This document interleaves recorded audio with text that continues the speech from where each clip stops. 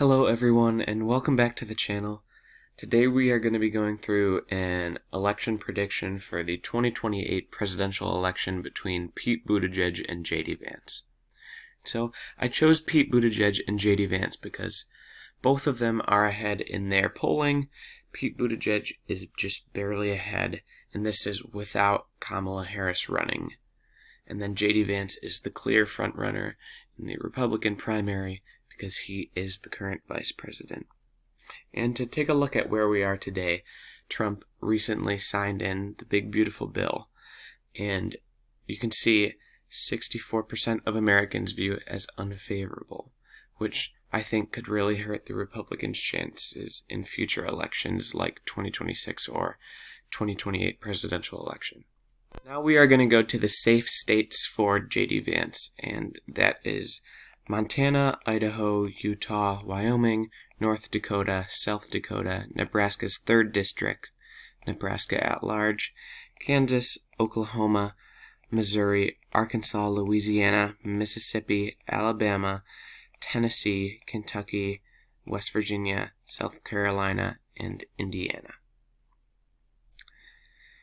And then we're going to go to the safe states for Pete Buttigieg, which is Washington, Oregon, California, Hawaii, Colorado, Illinois,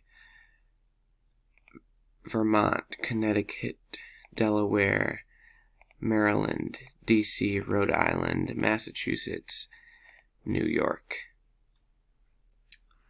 And then these are the safe states for both candidates, and you can see Pete Buttigieg currently has about 50-point lead in the Electoral College with these safe states, but Republicans do have quite a few likely states, which are Texas, Alaska, Florida, Iowa, Ohio, Nebraska's 1st District, but the Democrats do have their own set of likely states, which are Minnesota, New Mexico, Virginia, New Jersey, and New Jersey's interesting because Trump brought it into a 5-point margin in 2024, but I think it's going to swing back to the Democrats in 2028 and in 2026.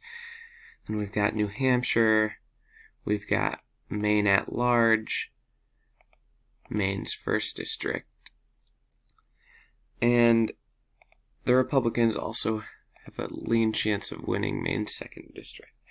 And so now this brings us to the main battleground states. And, you know, they're the same ones as 2024, but that's very possible because the increased polarization in the elections and in the candidates and in the parties just makes the margins of their own states even more and just continues making the swing states a very few number. So now we only have 7. And we're going to start with Nebraska's 2nd District, and I do think Democrats are going to win that. And now we're going to go to these Rust Belt states of Wisconsin, Michigan, and Pennsylvania. And currently Pete Buttigieg lives in Michigan, and he is this Midwestern guy, so I do think he is going to do well in these Rust Belt states, and I do think he is going to win them all by a lean margin. And then in Georgia has swung to the Democrats recently by a lot, not in 2024 because Trump won it, but Biden was able to flip it in 2020, and I think overall Georgia has been trending to the left. But Pete Buttigieg is not very popular with black voters, and Georgia has a very big black voter base, so I think JD Vance is going to win Georgia just by a tilt margin. And now North Carolina. North Carolina has also been trending to the left a little, besides 2024, of course, and I think Buttigieg could really turn out some voters there, so I think he's going to win North Carolina by a tilt margin. And now if we go to over here, Arizona and Nevada, Trump won Arizona by 6 points and won Nevada by about 5, so he definitely did well in these states, and I think that's going to continue. So I think JD Vance is going to win both these states, but by a slimmer margin than Trump, because J.D. Vance will probably struggle to turn out some of the really Trump Republicans, because Trump engaged this new kind of voter base that is only excited for Trump, and I don't know if J.D. Vance is going to have that kind of energy. Also, J.D. Vance isn't the most popular candidate, and he, in his Senate election in Ohio in 2022, he underperformed the Republicans on average. So this is the map, I think, if Pete Buttigieg goes against J.D. Vance in 2028. And as you can see, it's still very close, 286 to 252. And like 1 or 2 states could change this whole thing.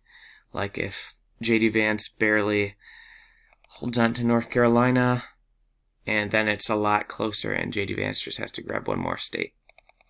But as of today, this is what I think would happen if Pete Buttigieg went against J.D. Vance. And of course, we might get different candidates from the primaries, but J.D. Vance has a pretty high chance that he's going to be the Republican nominee as he's vice president.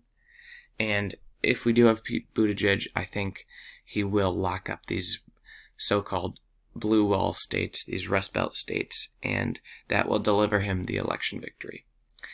Alright, thank you for watching, and don't forget to like and subscribe the video, and please comment if you have any thoughts. I would love to hear them.